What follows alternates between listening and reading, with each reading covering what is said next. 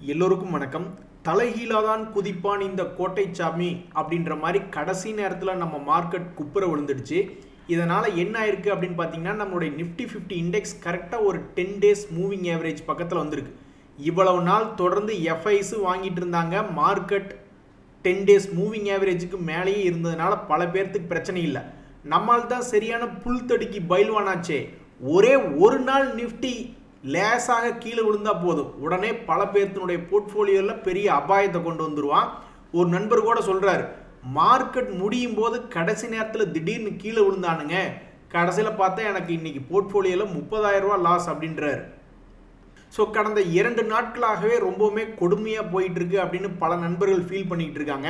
நண்பர்களே, ரொம்பவுமே எச்சரிக்கையாக இருக்கணும். ஒருத்தனுக்கு நடக்கிறது நம்மளுக்கும் நடக்காது அப்படின்றது என்ன நிச்சயம்?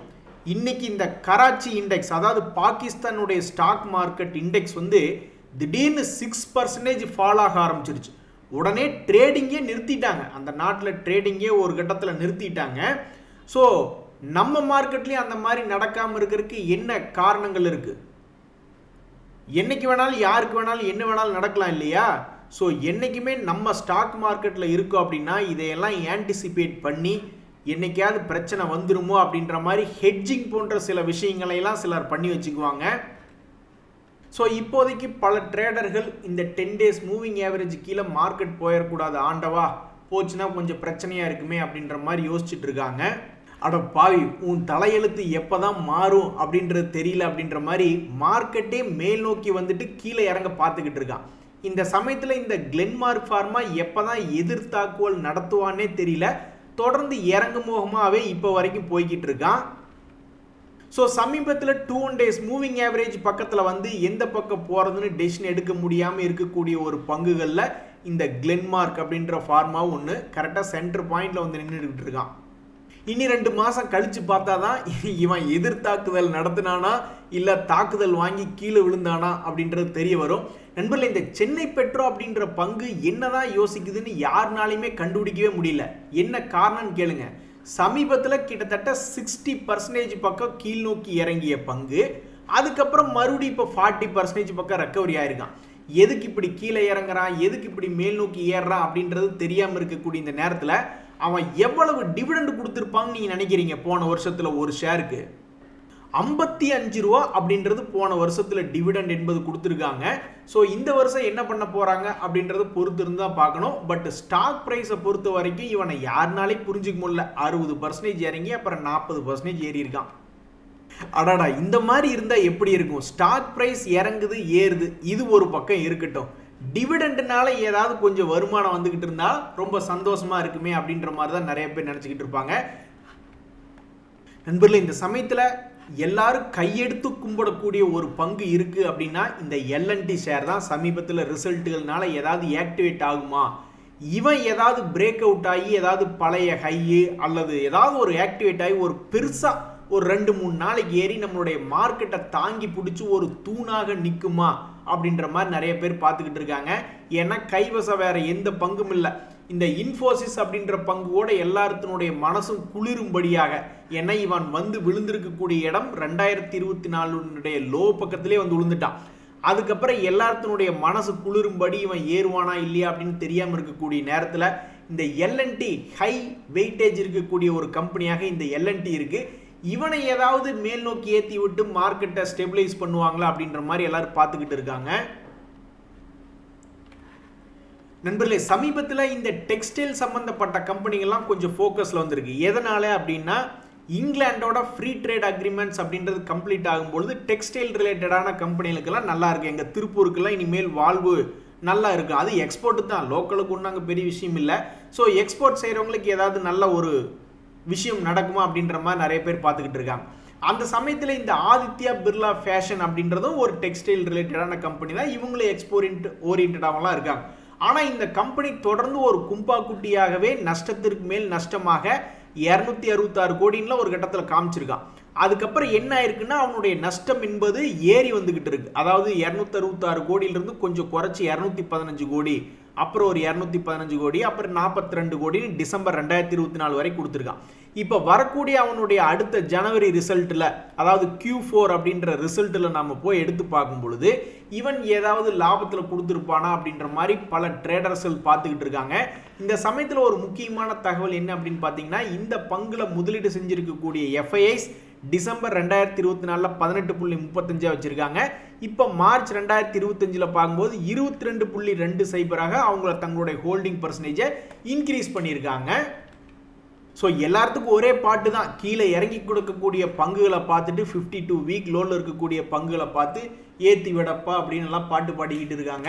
இந்த சமயத்தில் வந்து மிக முக்கியமான ஒரு தகவல், சில பங்குகள்லாம் இந்த மாதிரி ரொம்ப டைட் ரேஞ்சாக இருந்தால் கூட பரவாயில்லையே சாமி, இப்படி மேலே இங்கேயே ஏறி ஆடுறதுக்கு பொதுவாக ஒரு சின்ன டைட் ரேஞ்சில் இருந்தால் கூட பரவாயில்ல அப்படின்ற மாதிரிலாம் சில பேர் யோசிச்சுட்டு இருப்பாங்க.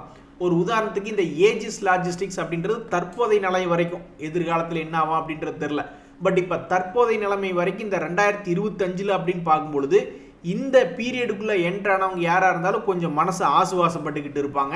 ஏன்னா அவன் ஒரே ரேஞ்சுக்குள்ளே ஆடிக்கிட்டு இருக்கான்.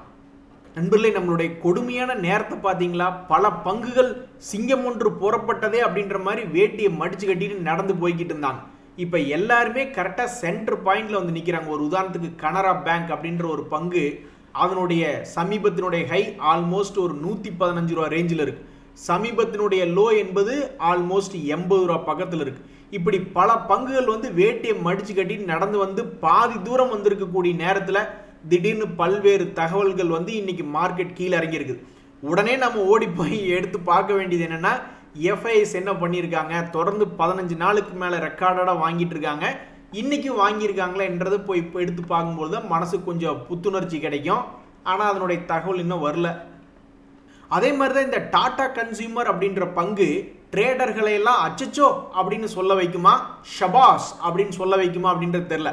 சமீபத்தில் கீழிருந்து நல்லா மிக அழகாக சொல்லும்படியாக, பேர் சொல்லும்படியாக ஏறி வந்த டாடா பங்குகளில் இவனு ஒன்று. 880 ரூபாயிலிருந்து ஆல்மோஸ்ட் 1160 அவனுடைய பழைய ஹை பக்கத்திலே வந்துட்டான்.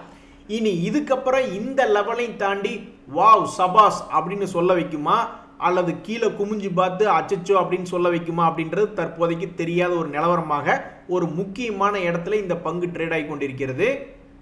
தற்போதைய நிலைமையில இந்த பங்கு 10 டேஸ் மூவிங் ஆவரேஜுக்கு கீழே இருக்கு அப்படின்றதான் ஒரு தகவல். கறிக்கட்டை தான் வைரமாகும் அப்படிம்பாங்க. அது மாதிரி இந்த கோல் இண்டியா அப்படின்ற பங்கு தன்னுடைய ஷேர் ஹோல்டருடைய முகத்தை எப்ப வெண்மையாக ஒரு வைரமாக மாற்றும் அப்படின்றது தெரியல. தற்போதைய நிலவரத்தின்படி 520 ரூபா வரைக்கும் போன வருஷத்துல ஹை போனவன் சமீபத்தில் 340 ரூபா வரைக்கும் போனான்.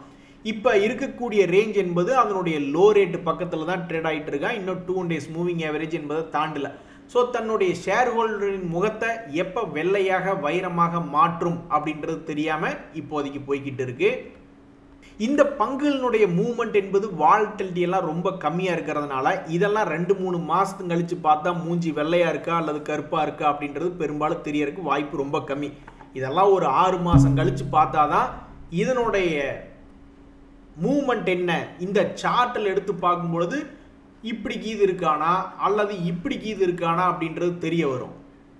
நண்பர்களே, 2 பங்குகளினுடைய பெயர் இரண்டுமே ஹிந்து அப்படின்ற பேர்ல தான் ஆரம்பிக்குது. Hindu copper, Hindu zinc. இவனுக்கு 2 பேருமே என்ன ஒரு வேலை பார்த்துருக்காங்கன்னா, சமீபத்தில் பல பேர்த்தினுடைய போர்ட்ஃபோலியோக்குள்ள பெரிய ஓட்டை ஒன்று போட்டு வச்சிருக்காங்க.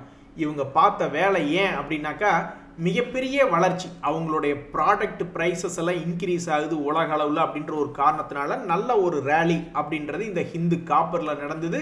அதே மாதிரி ஹிந்து ஜிங்க் அப்படின்றது நடந்தது. அதுக்கப்புறம் பார்த்தீங்கன்னா தொடர்ந்து மார்க்கெட்டில் வந்து நிறைய கமாடிட்டிஸ்னுடைய ப்ரைஸஸ் எல்லாம் கொஞ்சம் சைட்வேஸில் இருக்குது. ப்ரைஸஸ் முதல் மாதிரி வளர்ச்சி அடையல. அதே மாதிரி சைனாவில் வந்து பெரிய வளர்ச்சி இல்லை அப்படின்றதுனாலையும் நம்ம மார்க்கெட்டில் செல்லிங் ப்ரெஷர் அப்படின்றது வந்ததுனாலையும் பல்வேறு கமாடிட்டிகளை கொண்ட பல்வேறு பங்குகள் கீழே இறங்கி போச்சு. அந்த வகையில் இந்த ஹிந்துஸ்தான் ஜிங்க் அப்படின்றது மார்க்கெட்டு விழுகிறதுக்கு முன்னாடியே அடிவாரத்தில் வந்து விழுந்திருக்கு. அவனுடைய ப்ரீவியஸ் மந்த் லோ பக்கத்தில் வந்திருக்கான். ஹிந்து காப்பர் அப்படின்ற பங்குமே அவனுடைய ப்ரீவியஸ் மந்த்தினுடைய லோ பக்கத்தில் வந்து விழுந்திருக்கான். டேய், மார்க்கெட் ஏறிக்கிட்டு இருக்கு, நீங்கள்லாம் ஏறுவீங்களா இல்லையா அப்படின்னு ட்ரேடர்கள் பார்த்து கொண்டிருந்த நேரத்தில் மார்க்கெட்டே இப்போ லேசாக ததீனத்துவம் பாட்டு பாடிக்கிட்டு இருக்கீங்களே, இவனுக்கு இன்னும் பிக்கப் ஆகாமல் கீழே படுத்து கிடக்கிறாங்க. இப்படி எல்லாரும் நீட்டிப்படுத்திட்டீங்கன்னா எப்படியா நாங்கள் வியாபாரம் பண்ணுறது அப்படின்னு ட்ரேடர்கள்லாம் புலம்பிக்கிட்டு இருக்காங்க. இந்த சமயத்தில் தான் மிக முக்கியமான ஒரு தகவல் நண்பர்களே, இன்றைய மார்க்கெட்டினுடைய வீழ்ச்சியில் அதுலேயும் கடைசி நேரத்தில் ஒரு ஹெவி செல்லிங் ப்ரெஷர் அப்படின்னு வந்துட்டதுனால கிட்டத்தட்ட ஒரு 5 லட்சம் கோடி என்பது இன்னைக்கு மார்க்கெட் கேபிட்டல் என்பது குறைஞ்சிருக்கு. எத்தனை பேர்த்துக்கு எவ்வளவு லாஸ்ன்னு தெரியல. ஒரு நண்பர் கூட அப்படியே ஒரு கமெண்ட் போட்டிருந்தார் பார்த்தீங்களா, ஒரே நாளில் 30,000 ரூபா காலி அப்படின்ட்டு. ஏன்னா நம்மளுடைய நிஃப்டி 50 இண்டெக்ஸ் ஒரு புல்தடிக்கு பயில்வானா இருக்கான். ஒரு 200 பாயிண்ட் கீழே விழுந்தான்னாவே கிட்டத்தட்ட பல பங்குகள் 5% 10% இறங்குற மாதிரி ஆயிருது. இந்த சமயத்தில் இன்னொரு பிரச்சனை என்ன அப்படின்னு பார்த்தீங்கன்னா, நம்மளுடைய இந்திய மார்க்கெட்டில் வாலட்டிலிட்டி, அதாவது மேலும் கீழும் ஏறி இறங்கக்கூடிய ஒரு பயத்தில் மேலேயும் போகலாம், பயத்தில் கீழேயும் போகலாம். அந்த வாலட்டிலிட்டி இண்டெக்ஸ் ஏதாவது பயங்கரமாக ஏறி இறங்குவானோ அப்படின்ற கணிக்கக்கூடிய ஒரு வாலட்டிலிட்டி இண்டெக்ஸ் இன்னைக்கு 10% மேல் நோக்கி ஏறி இருக்கான். அது இன்னைக்கு மிகப்பெரிய ஒரு முக்கியமான ஒரு கவனிப்பாக இருக்கு. அப்போ நம்ம மார்க்கெட்டிட்ட போய் ஒரு கேள்வி கேட்குறோம், நீ வாலட்டிலிட்டியா மேலே போவியா இல்லை வாலட்டிலிட்டியா கீழே வருவியா அப்படின்ட்டு. அவன் என்ன பதில் சொல்ல போறான்னு தெரியல. அவனுடைய வாலட்டிலிட்டி என்பது சாதாரணமாக இல்லை, கிட்டத்தட்ட 2000 பாயிண்ட்டுகள். ஏற்கனவே ஒரு முறை கீழே வந்தப்ப நம்மளால தாங்க முடியாது குருநாதா அப்படின்னு மார்க்கெட்டுக்கிட்ட எல்லாரும் சரண்டர் ஆகிட்டு இருந்தோம். அதுக்கப்புறம் ஒரு 2000 பாயிண்ட் ஏறி பல பேர்த்த சந்தோஷப்படுத்திக்கிட்டே அவனுடைய பழைய கை இன்னொரு 2000 பாயிண்ட் தூரமாக தள்ளி நிற்கிது. அங்கே போனீங்கன்னா தான் எங்களுக்கு சந்தோஷம், மறுபடி கீழே வந்தா நீ மேலே ஏறினதுக்கு அர்த்தமே இல்லையே. அதனால நாங்கள் கேட்குற கேள்விக்கு நீ எஸ் மட்டும்தான் பதில் சொல்லணும், நோவே சொல்லக்கூடாது அப்படின்னு தான் பல பேர் நினச்சிக்கிட்டு இருக்காங்க. ஒவ்வொருத்தர் மனசுலையும் ஒவ்வொன்று நினைக்கிறாங்க. ஆனால் மார்க்கெட் என்ன பண்ணுச்சு அப்படின்றது 2 மாதம் கழிச்சு எடுத்து பார்த்தா தான் தெரியும். இந்த பஞ்சாப் நேஷனல் பேங்க் ஷேர் வச்சிருக்கிறவங்கெல்லாம், ஏய் மார்க்கெட் இன்னும் கீழேயே உழுக ஆரம்பிக்கல, அவன்லாம் 2000 பாயிண்ட் ஏறிட்டு இன்னைக்கு தான் ஒரு 150 பாயிண்டே கீழே இறங்கியிருக்கான். ஸோ ஒரு கிராஷுங்கிறதே இல்லை, ஒரு சின்ன ஃபால் அப்படின்றதான் மார்க்கெட்டில் ஆயிருக்கு.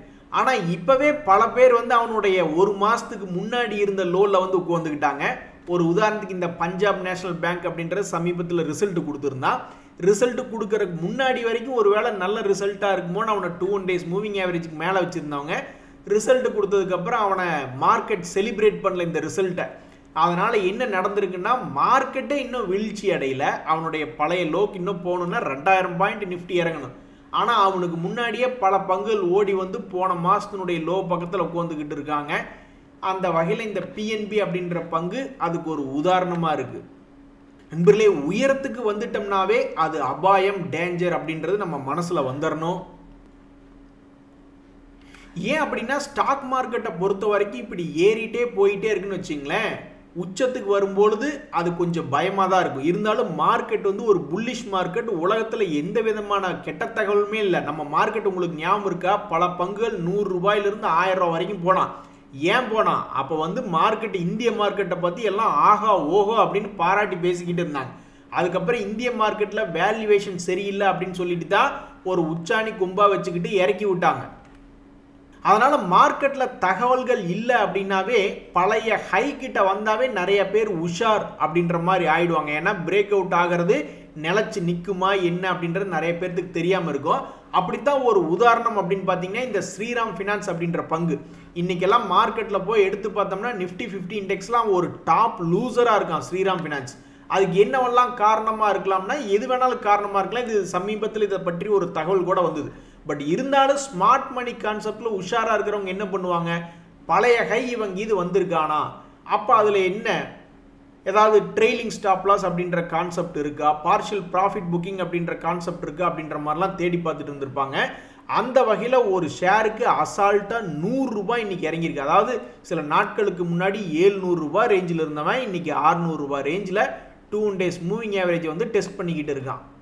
10 அத்தை பொண்ணுங்க இருக்கக்கூடிய இடத்துல 8 அத்தை பொண்ணுங்க நம்மளை உதாசீனப்படுத்தினாலும் ஏதாவது ஒரு 2 அத்தை பொண்ணுங்க ஹாய் மாமா அப்படின்னு சொல்கிற மாதிரி இன்னைக்கு நம்மளுடைய மார்க்கெட்டை மேல் நோக்கி தூக்கி நிறுத்துறதுக்கு கஷ்டப்பட்டு கொண்டிருந்த இண்டெக்ஸ்களில் இந்த ஐடி இண்டெக்ஸ் உண்டு.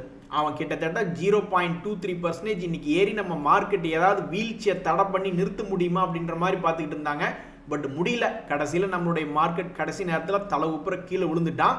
இந்த சமயத்தில் தான் நண்பர்களே டிவிஎஸ் மோட்டர் அப்படின்ற ஷேர் ஒரு மிகப்பெரிய ஒரு காரியத்தை பண்ணியிருக்காங்க.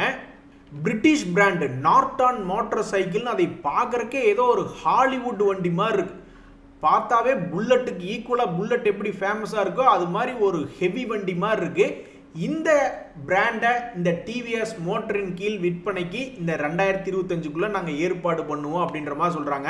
வண்டி பார்க்குறக்கே பயங்கரமாக இருக்குது. இப்போ நிறைய 2K கிட்ஸ் எல்லாம் புல்தடிக்கு பைல்வன் மாதிரி இருக்காங்க. சில பேர் தான் ஜிம்முக்கு போயிட்டு உடம்ப திடகாத்திரமாக வச்சுருக்காங்க. ஸோ அது போன்ற சில ஆட்கள்னால தான் இந்த வண்டியை ஹேண்டில் பண்ண முடியும் அப்படின்ற மாதிரி இருக்குது. எது எப்படியோ புல்லட்டுக்கு போட்டியா பல்சர் அப்படின்ற மாதிரிலாம் சொன்னாங்க, அது எடுபடல. புல்லட்டுக்கு போட்டியா இந்த அப்பாச்சி அப்படி இப்படின்ற வண்டிகளெல்லாம் சொன்னாங்க, அதுவும் எடுபடல. இப்போதான் ஃபர்ஸ்ட் டைம் புல்லட்டுக்கு போட்டியா ஒரு மிகப்பெரிய ஒரு சக்ஸஸ்ஃபுல் காம்படிட்டர் வந்த மாதிரி நிறைய பேர் உணர்றாங்க. 2026ல் இது எப்படி போகும் அப்படின்றது பொறுத்து இருந்து தான் பார்க்கணும். வணக்கம்.